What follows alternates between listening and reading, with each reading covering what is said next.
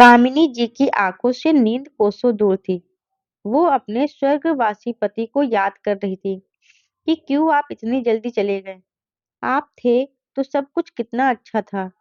बेटे बहू भी मेरे कहने से चलते थे, मगर जब से आप गए हैं, बेटे बहू मेरी सुनने को तैयार ही नहीं है। जब देखो अपनी चलाते रहते हैं। आज ये समय है कि मेरा अपने ही घर में दम घुटता है। मुझे भी अपने साथ ले चलते। मुझे अकेले ये सब देखने के लिए क्यों छोड़ गए? तभी उनके कानों में उनके छोटे बेटे सोनू की आवाज आई। ये क्या माँ, अभी तक सोई हुई हो? क्या आपके पैरों में सर में दर्द है? लाओ दबा दूं। उठो, लो नाश्ता कर लो। कामनी जी समझ गई कि जरूर इसको कुछ काम होगा, तभी मक्खन लगा रहा है। बताओ क्या काम है मुझसे जो इतनी फिक्र हो रही है? वो माँ, आज पहली तारीख है। लो, पेंशन वाला चेक साइन कर दो। बेचारी कामनी अपने छोटे बिगड़ैल अय्याश बेटे सोनू से त्रस्त थी। ना तो मेहनत करता, ना ही कोई छोटा मोटा काम। बस घर का पैसा उड़ाता, अपनी पत्नी के चोचले सहता, जैसे करोड़ों में कमा रहा हो। और अपनी पत्नी का भी यही हाल था। ऐसा लग रहा था पति करोड़ों का बिजनेस करता हो। और सोनू की सबसे बुरी आदत थी औरतों की तरह इधर से उधर बातों की लगाई बुझाई करना, और इसी तरह अपने बड़े भाई के खिलाफ अपनी माँ को भड़काया करता था। इसलिए ही कामनी देवी का बड़ा बेटा अपनी माँ को न पूछता और न मिलने आता। अब उनका बुढ़ापा का समय इनकी लाचारी का सबब है कि नालायक सोनू के साथ रह रही थी और हर दिन अपनी किस्मत को कोस रही थी। रेणुका देवी ने चेक पर साइन करके दे दिया। पेंशन निकाल कर ले आया है और माँ से कह रहा है कि उसकी पत्नी को मायका जाना है, इसलिए 25,000 के बदले 50,000 निकाला है। उसके ससुर के पथरी का ऑपरेशन है और 25,000 रुपये भेजना पड़ेगा। सोनू के बेशर्मी से कामनी जी की आंखें नम हो गई कि उनके पति का पैसे से समझाना भी पल रहा है, क्योंकि उनकी जो छोटी बहू है वो बहुत गरीब परिवार से है। बाप चौकीदार ठहरा, जिसकी महीने की कमाई 6,000 रुपया है, जिसमें घर का खर्च चलाना मुश्किल था। इस तरह हर महीने कामनी जी के बैंक से उनके पति के जमा किए पैसे को किसी न किसी बहाने से निकालता रहता, और वो चाह कर भी विरोध नहीं करती थी। कामनी जी के पति एक गवर्नमेंट विभाग में कार्य करता थे। अच्छी खासी तनख्वाह थी और अपने रिटायरमेंट के पूरे पैसे उन्होंने पत्नी के नाम जमा कर दिए थे, ताकि बुढ़ापे में उनको कोई परेशानी ना हो, और पेंशन से उनके महीने का खर्च भी आराम से चल जाएगा। उनके दो बेटे थे, एक बड़ा बेटा उमेश और छोटा सोनू।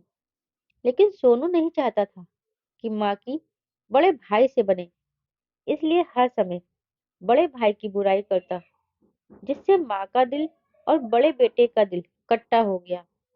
बड़ा बेटा घर से निकलकर दूसरे घर में चला गया। अब सोनू अपनी मनमानी करने लगा। अपनी माँ के रवैये से वाकिफ बड़े बेटे उमेश ने भले ही पूछना छोड़ रखा था, लेकिन अड़ोस पड़ोस से हालचाल पता चलता रहता था। एक दिन सुबह सुबह उमेश के घर मोहल्ला का एक आदमी आकर बता रहा है कि उसकी माँ को सोनू और उसकी पत्नी ने बाहर से बंद कर रखा है और बहुत दिनों से वो लोग नहीं दिखे। चलिए ना भैया, चलकर देखिए क्या बात है। उमेश भागा भागा आया और वहां बाहर से गेट पर ताला लटका देखा, लेकिन माँ बालकनी में बैठी हुई है। अरे माँ, तू घर में है, फिर बाहर से ताला क्यों लगा है? सोनू और उसकी पत्नी कहाँ पर हैं? हमको फोन क्यों नहीं किया? बेटे को देख गेट के पास आकर फपक फपक कर रोती हुई बोली, दोनों मुझको ताला में बंद कर हिल स्टेशन घूमने मौज मस्ती करने गए हैं। एक टिफिन वाला आकर सुबह शाम खाना दे जाता है बेटा। काल काट रही हूँ, देखना मेरा बेटा मेरे ही पैसों को लूट रहा है। तेरे पापा का सारा पेंशन का पैसा खर्च कर देता है। ताला तोड़ा गया और कामिनी जी को आजाद किया गया। उमेश अपनी माँ को अपने घर लेकर जाता है। कुछ दिन के बाद मौज मस्ती कर घर लौटा सोनू। गेट पर नया ताला देख पड़ोस में पूछा तो पता चला कि बड़े भैया आए थे और ताला तोड़कर माँ को अपने घर ले गए हैं। वो गुस्से में बड़े भैया के घर गया और बाहर से ही चिल्लाकर बोला, भैया, आप किस हक से मेरी माँ को लेकर आए हो? तैश में आकर सोनू बोल रहा था, चलो माँ, अपने घर चलो। कौन सा घर? वो सिर्फ मेरा घर ही नहीं है, वो उमेश का भी है।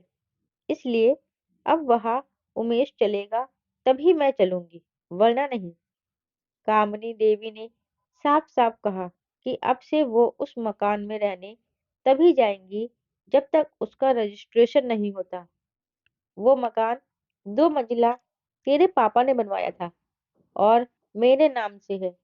इसलिए जीते जी तुम दोनों को आधा आधा दे दूंगी। तुमको एक पैसा अब नहीं मिलेगा। मेरा सारा पेंशन अब जमा होगा और तुम अपना देखो कि कैसे घर चलाते हो। आज कामनी जी को बड़ा बेटा भगवान राम लग रहे थे, जिसने सोनू की चालाकी, धूर्तता और हठ धर्मी से निजात दिलाकर सुकून शांति का जीवन दिया है।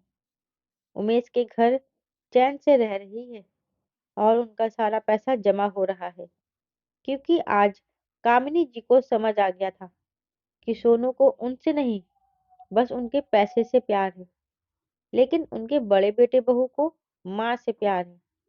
वो दोनों उन्हें बड़े मान सम्मान से अपने पास रखे हुए थे, जो सोनू और उसकी पत्नी ने कभी दी ही नहीं। आज कामिनी जी बड़े बेटे के साथ बहुत खुश थी।